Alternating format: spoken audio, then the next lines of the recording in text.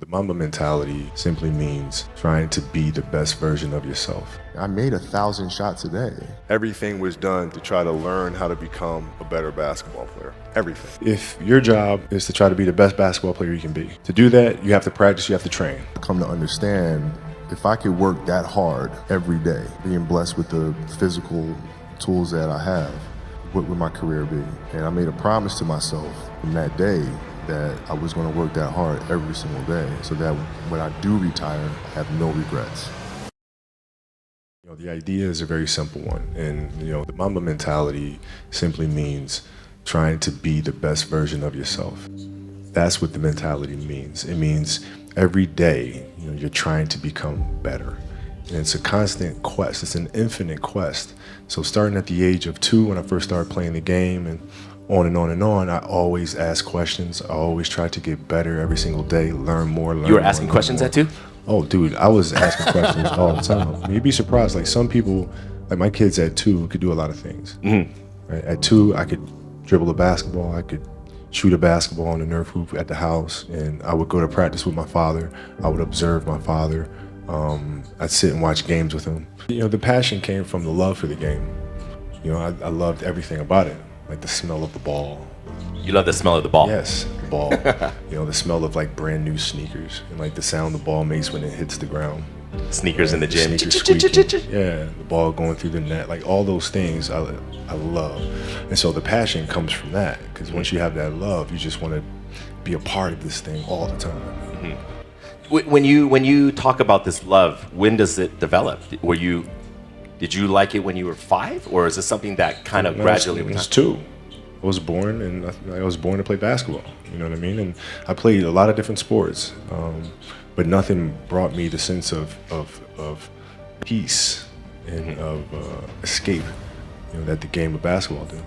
Is it an escape when you get on the court? Is that your zen time, your solitude time? Yeah. Even though it's a teamwork game? Yeah, when I need that escape, it's there for me, right? When I need a friend, it's there for me. When I need to vent, and the MAMBA comes out. It's there, So the game is absolutely everything for me. Is there one moment where you can say it defined your passion for basketball? Is there a story or moment when you said, "Damn, that was it. That was like when I felt really passionate"? No, it doesn't. It never leaves. It never leaves. Like the game is just a part of me.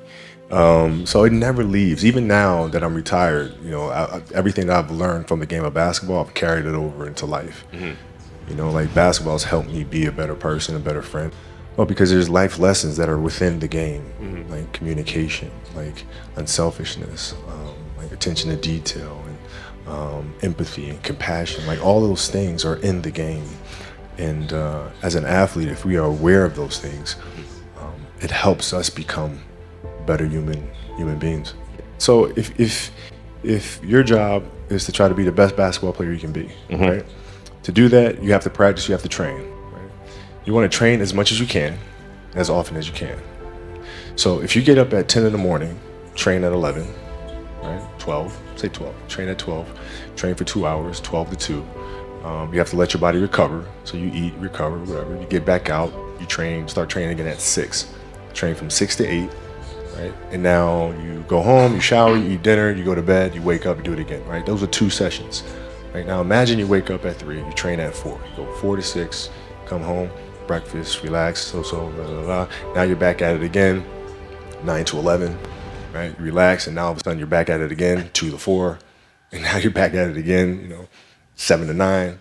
Look how much more training I have done by simply starting at 4, right? And so now you do that, and as the years go on, the separation that you have with your competitors and your peers just grows larger and larger and larger and larger and larger.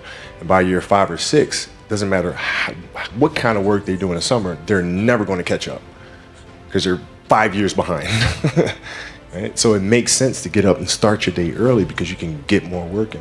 What does that mean to be fearless? Why is that such an important part of the MAMBA mentality? Well, because I think the greatest fear that we face is ourselves, actually. I think it's not anything that's external or anything that's superficial. I think the greatest fear you face is yourself, because we all have dreams, and it's very scary sometimes to accept the dream that you have And it's scarier still to say, okay, I want that.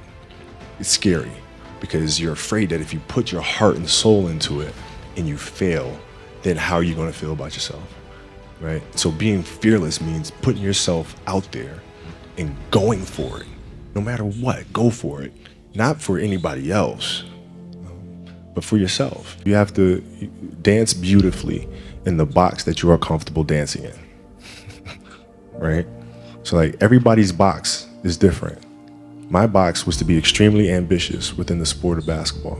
Your box is different than mine, right? Every kid here has their own box, but it doesn't mean that your box isn't as beautiful as mine, right? Everybody has their own. It's your job to try to perfect it and make it as beautiful of a canvas as you can make it. And if you have done that, then you have lived a successful life. You have lived with MAMBA mentality. Right? So it doesn't mean you have to go out here and do all of these crazy things. I'll have to be like this person or that person. No, what are you comfortable being? What is it that you want to do with your life? And once you have that, then you try to live it to the best of your ability. So the one thing when I see with you, and I think about like brain and I think focus, like you know how so many different things brain can get distracted on, and I'm gonna put focus on this and focus on this and focus on this. Do you think one of the edge you had over everybody else was the biggest percentage of your focus was on one thing? Do you see it that way? Like that was my edge over everybody else? I do. At the time, I didn't really understand that, right? So, you know, basketball for me was the most important thing. So everything I saw, whether it was TV shows, whether it was books I read, people I talked to, everything was done to try to learn how to become a better basketball player. Everything. And so when you have that point of view, then literally the world becomes your library to help you to become better at your craft. The world becomes your library to help you improve your craft, better your craft. Yes, indeed. So because you know what you want, the world's giving you exactly the information you need to become better at it. Because you know what you're looking for. In the Muse, you said, I knew you couldn't do what I was doing because I was obsessed. I'm paraphrasing. And then you said, whether it's friends, relationship, it didn't matter. It was all basketball. Yeah. If I'm buddies with you from high school, if I'm a cousin of yours, what happened to our relationship? How did that gravitate when you went into the league and you're determined to become the greatest, or you're determined to become one of the greatest? What happens to our relationship? Oh, it suffers. It does suffer. Oh, yeah. Okay. Yeah. And you understood that. You were okay yeah. with that. Well, yeah. And the people that love you, like friends and family, like they know that about you. Got it. So they let you be you. And when you reconvene, you know, you pick back up where you left off. But make no mistake about it, everything in between is lost, right? So those long-term relationships, the commitment of time of, taking vacation. Like I see a lot of players take vacations with other players that are close friends. And or just take vacations just to take vacations, or just hang out just to hang out. Like I never did that. But Why it was a not choice. though? Why didn't you do that? Well, because when I retire, I didn't want to have to say, I wish I would have done more. I don't want that. How does somebody get there mentally with that public humiliation? To some people hurts them and they don't come back because, you know, there was a player, Barbosa. I don't know if you remember Barbosa. Yeah, of course, you remember. of course. He was extremely talented for quick first step, but they said he wouldn't do well when the spotlight was on him. Yeah. How did you get mentally and emotionally so strong where it doesn't bother you? Well, you know, you got to look at the reality of the situation. You know, like for me, it's not, you know, you kind of got to get over yourself. Like, it's not about you, man. Like, okay, you feel embarrassed. You're not that important. Like, get over yourself. That's where you go. Get over yourself, right? Like, you're worried about how people may perceive you, and like you're walking around and it's embarrassing because you shot 5 air balls. Get over yourself, right? And then after that, it's okay, well, why did those air balls happen? Got it. High school, year before, we played 35 games, max, right? Week in between, spaced out, plenty of time to rest. In the NBA, it's back to back to back to back to back to back to back. I didn't have the legs. So you look at the shot, every shot was online. Every shot was online, but every shot was short. Right? I got to get stronger. I got to train differently. The weight training program that I'm doing, I got to tailor it for an 82-game season so that when the playoffs come around, my legs are stronger and that ball gets there. So I look at it with rationale. and say, okay, well, the reason why I shot air balls is because my legs aren't there. I go, well, next year they'll be there. That was it. Done. Done. You hear so many, William, so many guys tell stories about your work ethic. Yeah. What was really your work ethic like, and for how long did you stay disciplined? Well, I mean, every day. I mean, since 20 years. I mean, it was an everyday process, and trying to figure out strengths and weaknesses. For example, jumping ability. Man, my vertical was a 40. It wasn't a 46 or a 45. My hands are big, but they're not massive. Right, so you got to figure out ways to strengthen them so your hands are strong enough to be able to palm a ball and do the things that you need to do.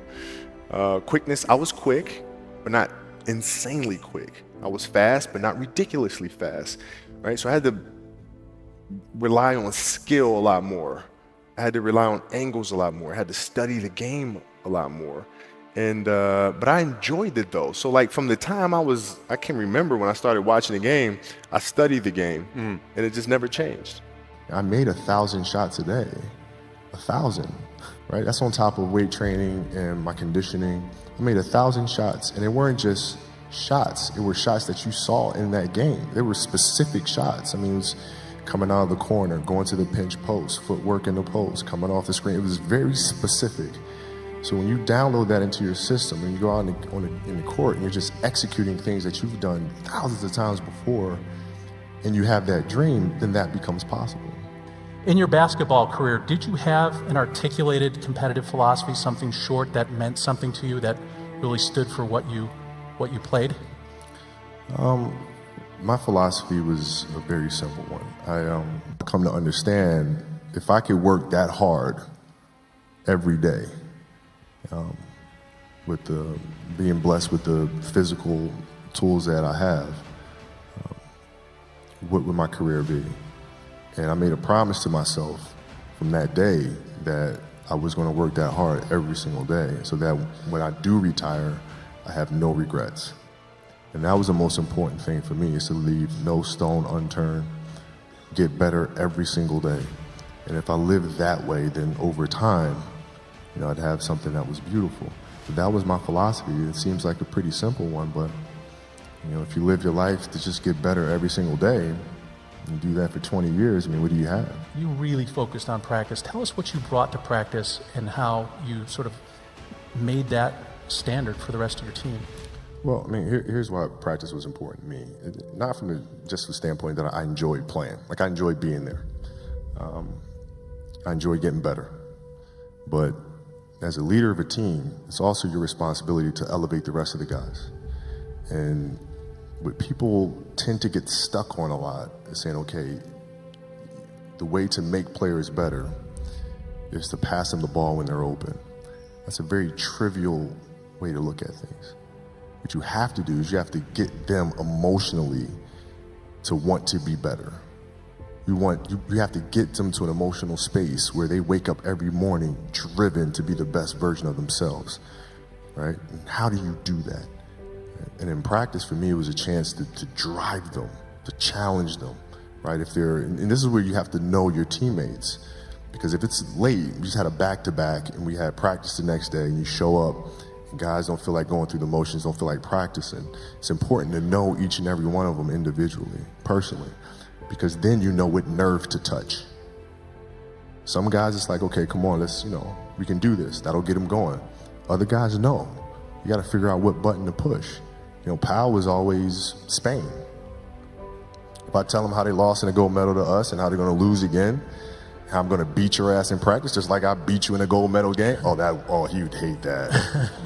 He'd hate that. But that's what practice was. You have to drive them. You absolutely have to.